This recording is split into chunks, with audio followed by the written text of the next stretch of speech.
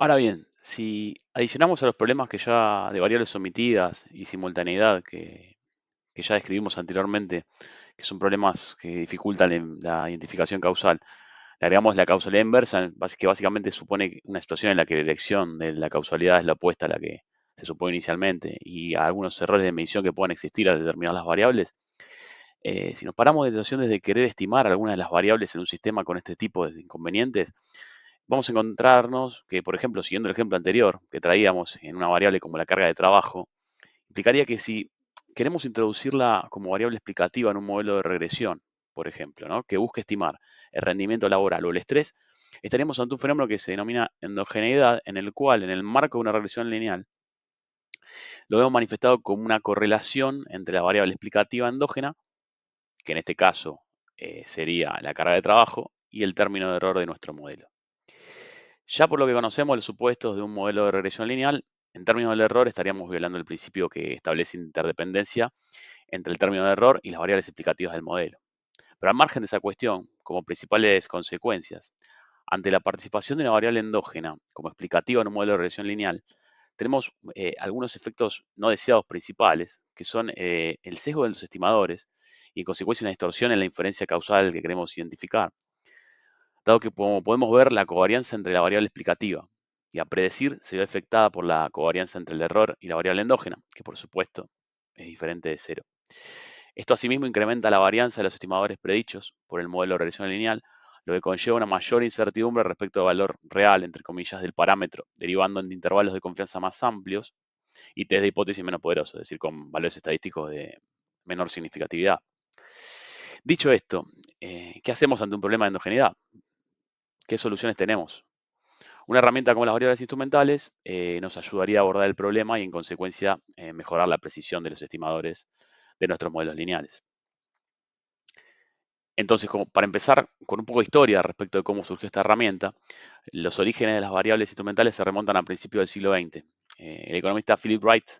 fue uno de los primeros en enfrentarse al desafío de identificar relaciones causales en presencia de endogeneidad. En su libro The Tariff on Animal and Vegetable Oils, se enfrentó al clásico problema de las ecuaciones simultáneas de oferta y demanda. Paréntesis aparte, entiendo que esto debería sonar muy similar al caso que vimos entre las relaciones de estrés, carga laboral y rendimiento, ya que no es más que otro caso del problema de simultaneidad del que ya hemos conversado. Volviendo al problema sobre el que trabajó Wright, el precio de un bien, en este caso los aceites, está determinado tanto por la oferta como la demanda, lo cual significa que es endógeno, ya que está correlacionado con factores que influyen en ambas. El precio sería el endógeno porque está correlacionado con factores que influyen en ambas, ¿no?, tanto la oferta como la demanda. Wright se dio cuenta de que necesitaba una variable, bueno, en realidad, en referencia dejó un texto interesante que se analiza quién inventó las variables instrumentales y sugiere que, si bien la idea figuraba en el anexo del libro que mencioné antes, el apartado del libro tenía características distintas al resto, ¿no? Sugiere que podría ser una idea aportada por su hijo, Seward Wright, que era genetista poblacional y que su trabajo ya aplicaba técnicas similares a lo que estamos mencionando. Pero bueno, saliendo de la digresión y volviendo a nuestro hilo, como mencionaba, alguno de los Wrights entonces se dio cuenta de que necesitaba una variable que estuviera relacionada con la oferta o cantidad ofrecida, pero que no tuviera un efecto directo sobre la demanda. Esta variable, que más tarde se conocería como variable instrumental, le permitiría identificar el efecto causal de los precios sobre la cantidad demandada. Se sabe que